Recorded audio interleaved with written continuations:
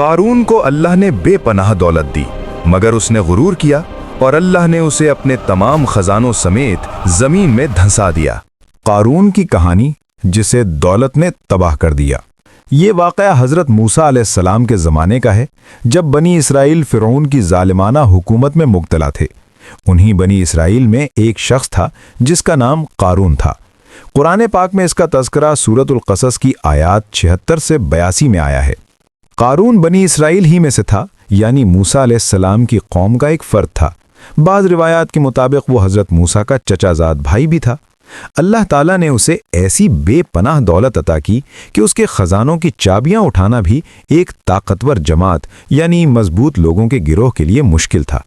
اتنا مال کے سینکڑوں اونٹ یا خچر بھی اس کی کنجیاں اٹھانے میں تھک جائیں۔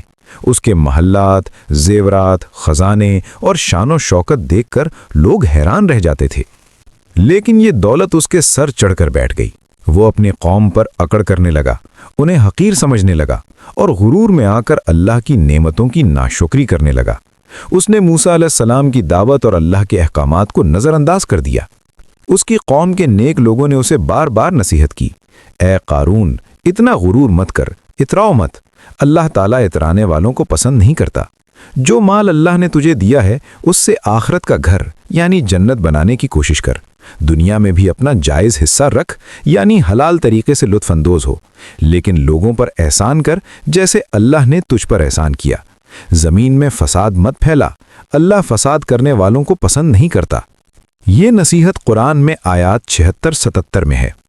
لیکن قارون نے ان کی بات نہ مانی۔ اس نے جواب دیا، یہ سب کچھ مجھے میرے اپنے علم اور محنت کی وجہ سے ملا ہے، مجھے کسی کی ضرورت نہیں۔ وہ یہ بھول گیا کہ اصل میں یہ سب اللہ کی طرف سے امتحان کے طور پر دیا گیا تھا۔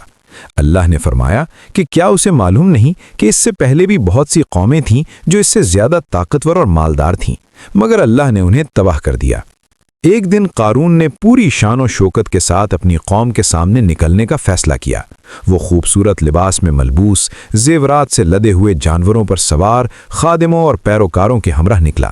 اس کی چمک دمک دیکھ کر دنیا پرست لوگ کہنے لگے، کاش ہمیں بھی ویسا ہی مال ملتا جیسا قارون کو ملا، وہ تو بہت بڑا نصیب والا ہے۔ لیکن جو لوگ اللہ کے علم سے واقف تھے انہوں نے کہا، افسوس، اللہ کا ثواب یعنی آخرت کی نعمت بہت بہتر ہے۔ یہ سب کچھ تو صرف ایمان لانے والوں اور صبر کرنے والوں کو ملے گا۔ اور پھر اللہ کا حکم آیا۔ اچانک زمین پھٹ گئی۔ قارون اپنے محل، خزانوں، مال اور سب کچھ کے سمیت زمین میں دھنس گیا۔ کوئی اس کی مدد کرنے والا نہ تھا، نہ وہ خود بچ سکا۔ قرآن فرماتا ہے، تو ہم نے اسے اور اس کے گھر کو زمین میں دھنسا دیا۔ اللہ کے سوا کوئی جماعت نہ تھی جو اس کی مدد کرتی، نہ وہ خود مددگاروں میں سے تھا۔ سورۃ القصص 81۔ جو لوگ کل اس کی دولت پر رشک کر رہے تھے وہ اب کہنے لگے، اب تو معلوم ہوا کہ اللہ جسے چاہے روزی وسیع کر دیتا ہے اور جسے چاہے تنگ کر دیتا ہے۔ اگر اللہ ہم پر مہربان نہ ہوتا تو ہمیں بھی دھسا دیتا۔ کافروں کو کامیابی نہیں ملتی۔ سبق: دولت اللہ کی امانت ہے، اس پر غرور نہیں کرنا چاہیے۔ اصل کامیابی آخرت میں ہے، دنیا کی چمک دمک فریب ہے۔